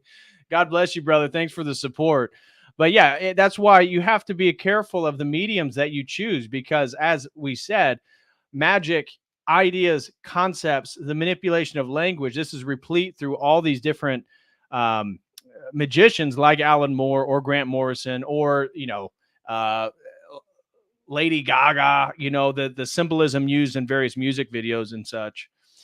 Logan Daly throws in another $5. Says, seems like a good case study on the dangers of opening oneself up to the logismy, allowing demonic influence and embracing chaos and magic. Again, a great point. His whole thing is about, naming your alternative personalities, accepting your schizophrenic state. And as Orthodoxy teaches us, the battlefield with the demons begins in the imagination. It's with the mental images. It's with concepts, the thing in which they want to valorize and get you to worship. No, this is again falling victim to the demonic attacks, becoming a foot soldier for the evil one, which is why his worldview, he thinks he's in opposition to corporations, and yet everything he's putting forth is totally conducive with the great reset in the world that we're going to be moving into in the brave new world. He himself is totally complicit with it, and it really finds nothing wrong with the general worldview. It's unreal. Blue Skittle throws in $5, says they call people fake Christians when they're all fake atheists. Yeah, so he's a fake postmodernist because he's in here giving you a speech, trying to convince you of something. Meanwhile, he doesn't even believe objective truth exists. The guy's an absolute moron, and he's going to get what he deserves, trying to lead people further into this darkness, giving up pieces of their soul for the manifestation of their desires, becoming schizophrenic like him. What a fucking idiot. Territorial things.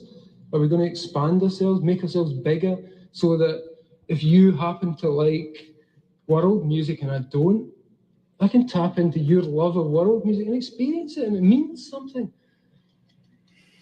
So all I'm suggesting here is that we all take up magic, because basically it works. We can change the world. It's quite simple. The technology is there. The Buddhists have been telling us it. As I said, people have been telling us this for so long.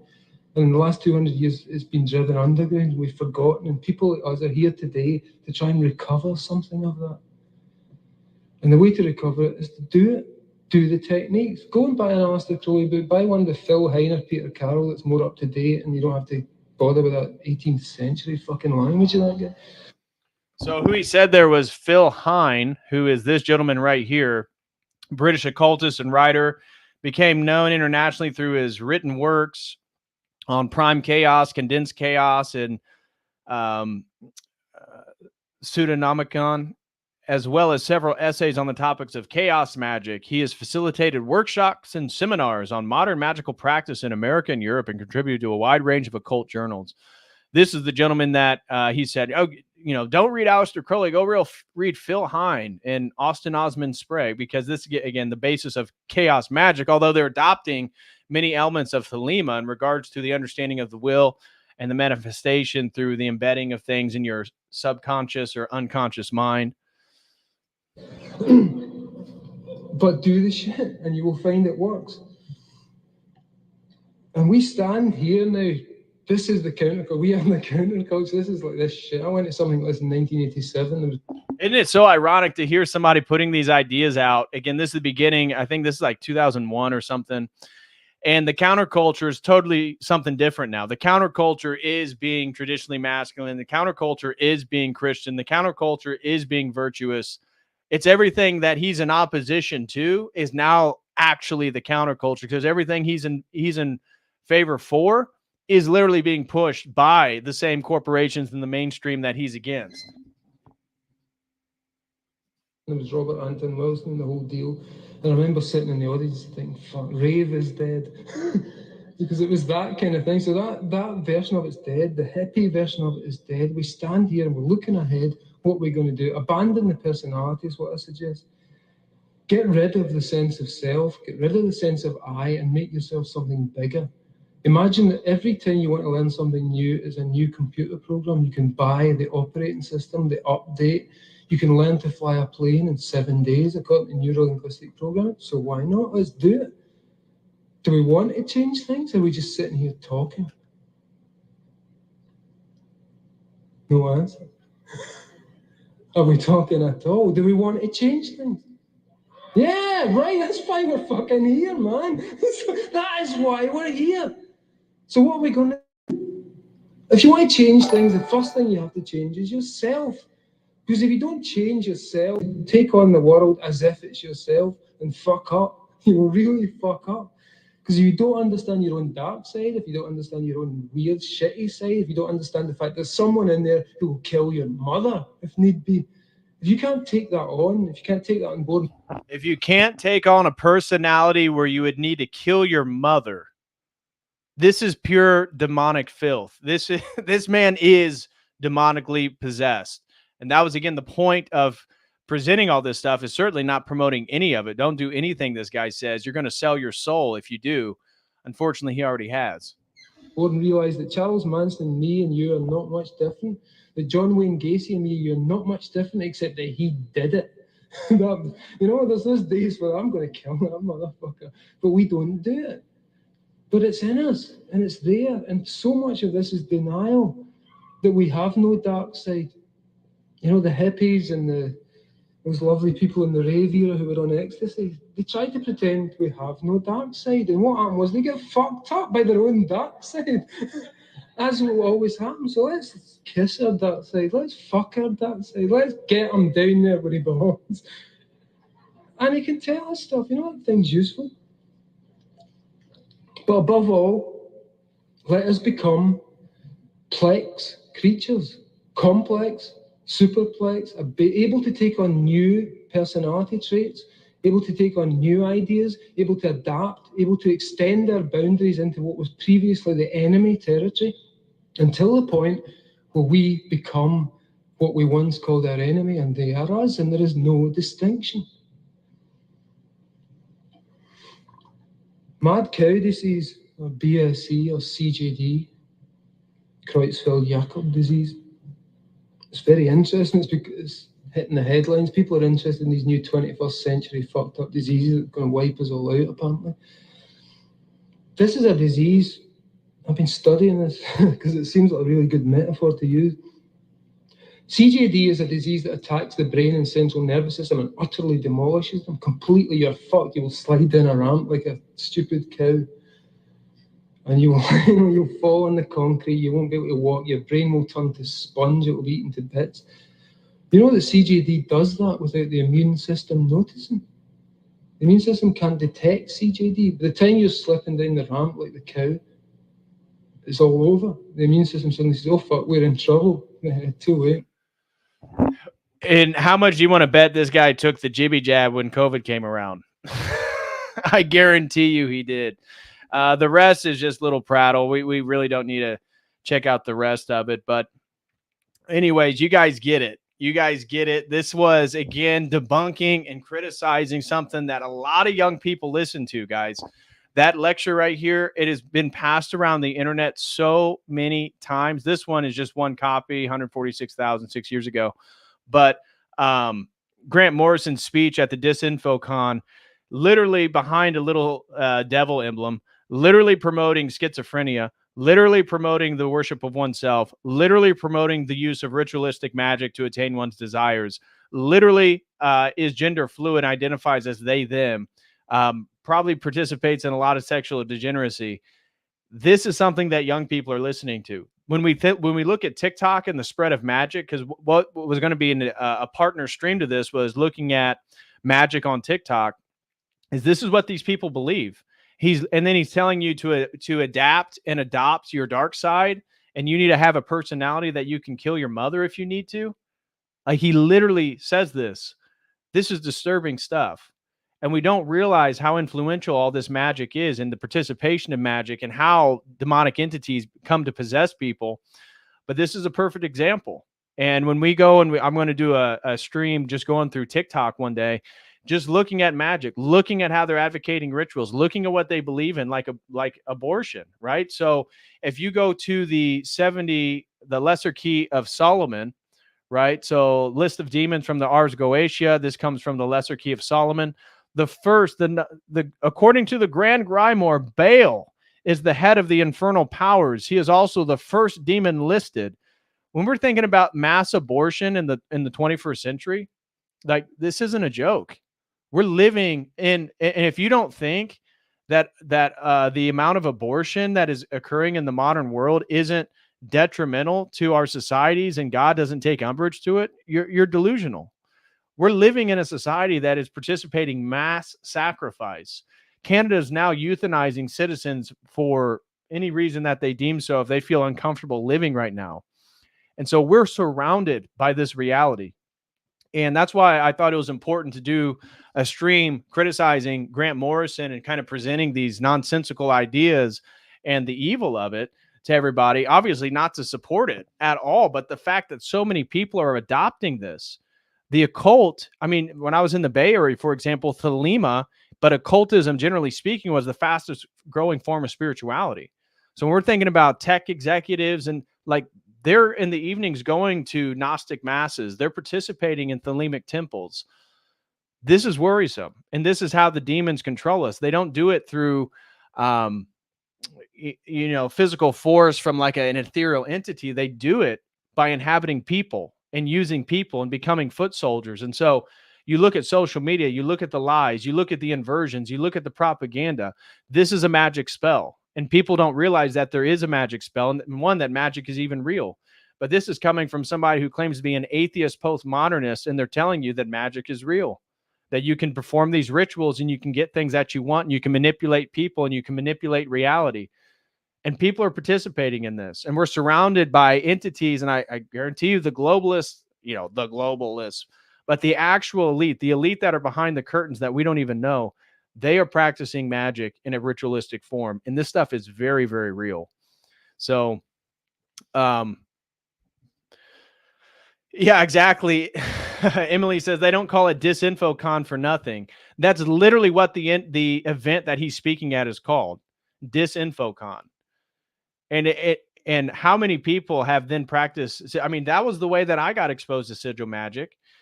And there's an exchange being made. Every time you perform a sigil, every time you perform a ritual, and you get something that you want in the world, there is a spiritual exchange. But what are you exchanging? You're exchanging your soul. You're exchanging a piece of who you are. You're exchanging the image of God that is within all of us. And so wait till you see the second part of today's stream. It's really a three-parter. I was wanting to do one, as I said earlier. Father Spirit and Bailey has 3 great videos on demonic attacks and the spiritual warfare. I was wanting to cover that from an Orthodox perspective, and then take what we just watched today and then analyze TikTok and the amount of magic and the advocation of magic and the teaching to teach people how to perform various rituals inundated across TikTok. So that was going to be kind of the part 2, part 3 of today's stream. But Father Moses McPherson is going to be with us Thursday. We're going to be talking about Orthodox athletes. We're going to be talking about fitness, sports, competition, fasting, all that good stuff is going to come Thursday. So anyway, just want to finish up. Want to thank everybody for the incredibly generous stream today.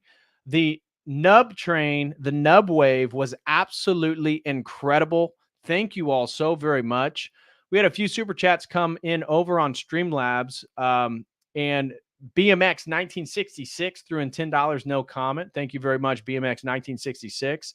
The Big 7-footer threw in $10 and says late to the stream, but still wanted to hop on the Dono train. Well, thank you very much, the Big 7-footer, for your support. God bless you, brother.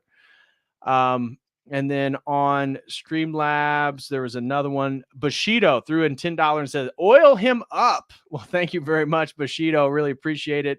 And TB threw in $5, no comment, over on Streamlabs. Thank you very much, TB. Really appreciate that. And it looks like we got another super chats coming over on YouTube. Thank you all so much for the support. Brody Alexander, young old boy, says Adam 22 is into Thelema. So was XXX Tenacion.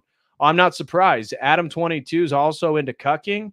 He's into watching his wife fornicate with other men on camera, masturbating to it, getting off on it, thinks it's hot. It is double teams his wife with other men. Absolute degenerate, an absolute degenerate sex worker. Adam 22 is a retard, and I have no surprise that he's into Thelema. And I believe XXXTentacion is dead now, and I'm not surprised. Again, you don't understand when you start getting into the magic world, there is an exchange, and you are not in control of what happens to you. They tell you this, that if you perform rituals for something really large, that there will be an exchange. Something bad will happen. Maybe somebody around you will get hurt. Somebody will become sick. Everything is a cause and effect, and people don't realize when they participate in Grant Morrison's sigil magic that they're actually giving something in exchange. Fing Book throws in $2, says Occult History of America by Mitch Horowitz. I have not read that one. Let me pull that up real quick. Occult History of America, Horowitz. Oh, interesting. Occult America, White House, seances, Ouija circles, Masons, and secret mystic history of our nation. I'll have to check that out. That looks like a good book. Thank you very much, Fing Book, for referencing that. Was not aware of this book. Really appreciate you, man. Thank you so much for the $2 support. And Logan Daly throws in another $5, says Noob Wave, spread the love and God bless. Thank you so much, Logan Daly, for your incredibly generous support today, brother. Really, really appreciated you. And he gifted another COTEL 5 COTEL Crew memberships. That brings us up to 94 COTEL Crew memberships. Is it possible to get 6 more guys and give us 100 COTEL Crew memberships in one stream? An absolute COTEL record. Anybody else feeling generous? We need 6 more COTEL Crew memberships, and we're going to have 100 for one stream, guys. That is unbelievable. Absolutely unbelievable. So thank you so much, Logan Daly, for all your support, man. Really appreciate you. Let me just check the dono chat. What'd you guys think about? Oh my gosh, Logan Daly just gifted another 10. We have made the mark. Oh my gosh. We have passed the mark, guys. Thank you so much. Logan Daly just gifted 10 more COTEL Crew, along with Melly with 5 and Marcus Antonio with 5. We have just reached the goal. We're at a pretty good number here. 114 COTEL Crew memberships were gifted during this stream alone. Absolutely unreal. Unreal, guys. Unbelievable. Thank you to Logan Daly for 15 COTEL Crew memberships, and another 5 from Marcus Antonio, and another 5 from Melly, giving us a total of 114 COTEL Crew memberships. Guys, if you didn't get a COTEL Crew membership, it's because you didn't turn on gifting memberships. Make sure you turned on gifting memberships, because we just absolutely smashed. Everybody here should have a freaking membership by now. Unreal. What a chat. Logan Daly, thank you so much, brother. Thank you so much. That is unreal.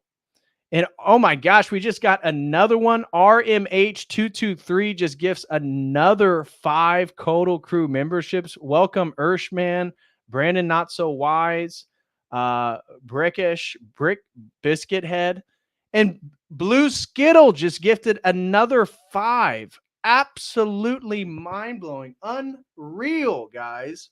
Unreal. Wow.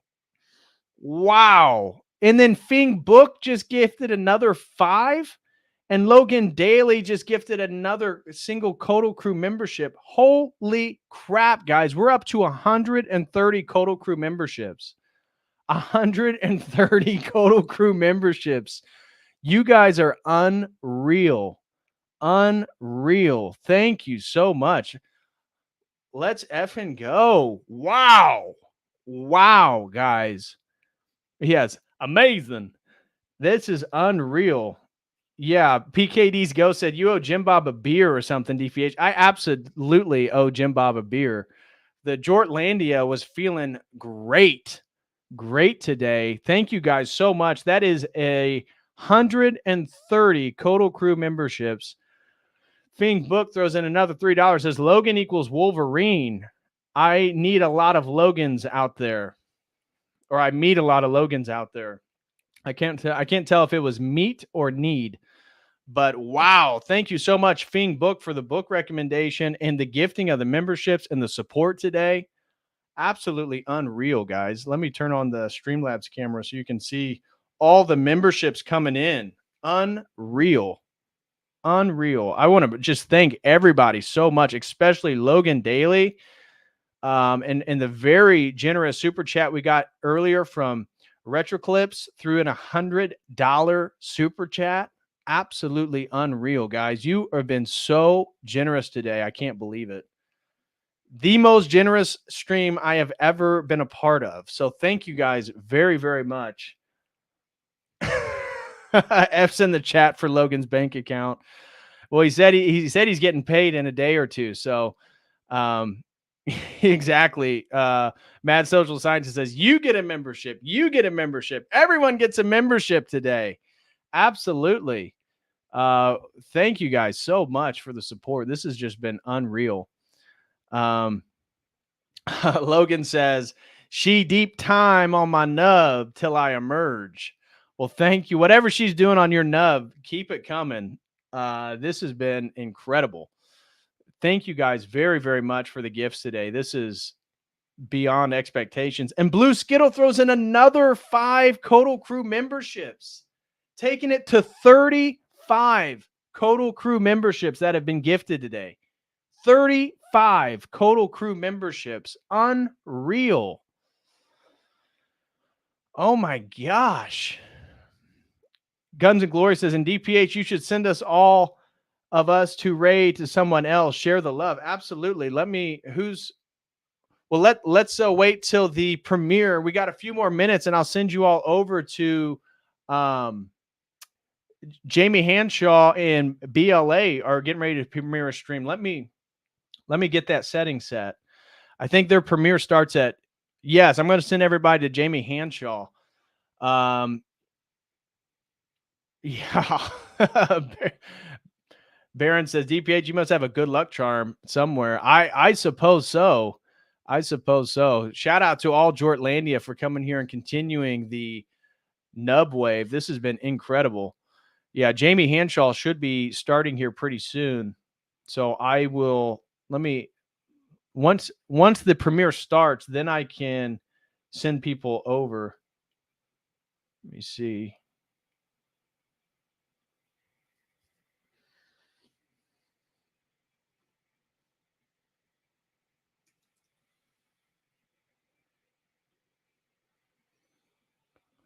All right, I've got Jamie saved now, so we just need to wait a couple minutes until the premiere starts, and then we'll send everybody over that way. Wow, guys, thank you so much. Thank you very, very much for all the support. I can't believe it. I'm very, very, very appreciative. God bless you all. 135 COTEL Crew memberships today.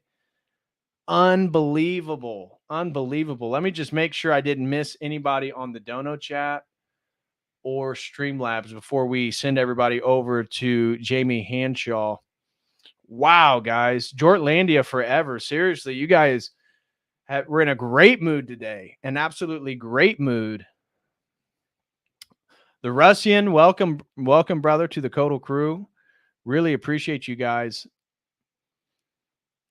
All right, so let me just wait till all the memberships get through, and then we'll send everybody over. Let me make sure that they're...